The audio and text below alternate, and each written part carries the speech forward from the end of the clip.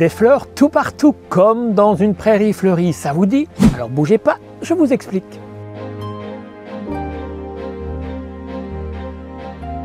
Qui n'a pas rêvé d'avoir un parterre champêtre fleuri comme celui-ci tout l'été? Sauf que quand on achète un mélange de graines tout fait, ça fonctionne 1 an, 2 ans, et puis ça ne ressemble bien souvent plus à rien. Alors voici mon truc, et je peux vous dire qu'il n'est pas compliqué du tout.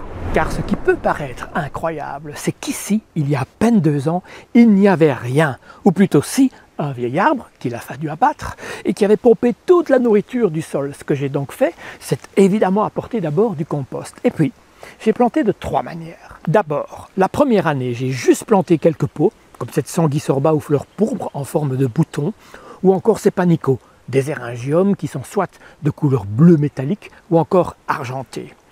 Ça, c'est la plantation la première année. Puis, j'ai recouvert le sol avec de la lave en toute petite granulométrie. Bien sûr, le but de cette lave, c'est d'empêcher l'évaporation, d'éviter que les herbes indésirables ne viennent prendre la place de mes jolies fleurs, mais surtout, c'est là qu'en fin de saison, les graines de toutes ces belles plantes que vous voyez derrière moi vont se ressemer, se cacher pendant l'hiver et sortir indemnes, germer dès l'année suivante. Mais le truc principal de l'histoire, voyez-vous, c'est de ne surtout pas miser sur les fleurs annuelles. Bon, il y en a, mais pas beaucoup. Ce sont essentiellement des vivaces qui, par définition, vont revenir l'année suivante exactement au même endroit. Mais ce sont des vivaces qui se ressèment abondamment, d'où le côté plantureux de mon parterre. Bien sûr, si vous voulez, vous pouvez semer ces plantes à l'automne, puis vous les laissez passer l'hiver dans leur petit godet et vous les mettez en place au printemps suivant.